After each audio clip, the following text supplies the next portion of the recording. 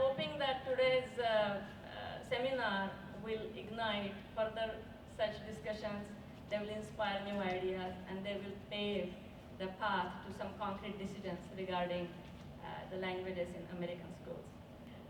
About the vowels in Marathi, I want to let you know how modern our language is. Marathi is the language spoken in western part of India, and we used to have bara khadi. Bara means 12. So we used to have 12 vowels, and that's what the song was about. But a book was published in 2010 by Madhuri Purandare. It's called Lihave Netke. It's about grammar, Marathi grammar. And we have borrowed, and she has written in the introduction that due to the interaction with English language, we have taken these new vowels in our system as well. So A as in apple and A as in awesome. So we have borrowed those from the English language. So it is not a bara khadi, it's sauda khadi. But you should know, Marathi people should know. My Fair Lady was, not My Fair Lady, Tiful Rani was published in 1994, and this book was written in 2010, so I don't think they got to do any changes. Let me read a beautiful poem to you. Listen to that poem carefully, and I will tell you why it applies to today's program. The title of the poem is One Syllable.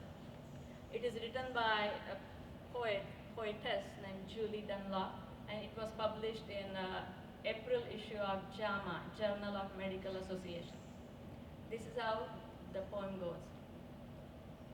Right light, watch how the air quickens. A gentle humming begins. Right light. Somewhere a memory of sunrise wakes, shakes off years of dust and debris, and shimmers, its delicate vibrations warming the spine, traveling vertebra by vertebra. An extension of song alighting in the quiet chambers of doubt, filling the stormy caverns with candlelight. Right light, gentle as a prayer, circling its way up from generations of sleep. Cobwebs swept clean, marrow returning to song. Right light, watch how the air quickens. Why did I read this poem? Let me tell you an anecdote, what I learned in the hospital about languages.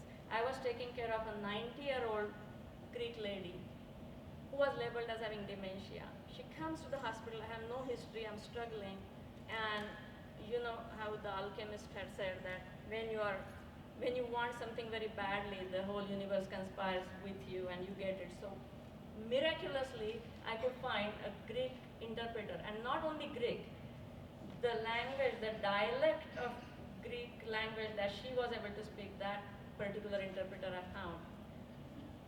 This patient was completely nonverbal. She used to just sleep, and we used to go there, we used to talk in English, and she would never respond.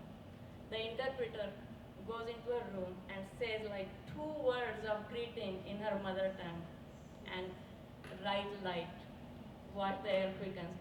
My patient totally became a different person. She started chattering away. I had never even heard her voice before, and she was talking.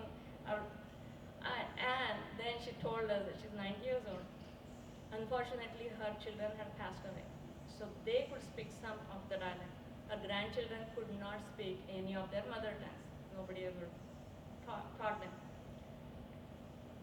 She told the interpreter that, I do not want to die in the cactus land.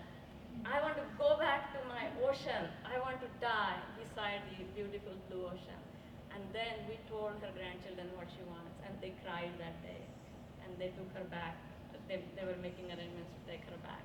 So that is my anecdote about how mother tongue is important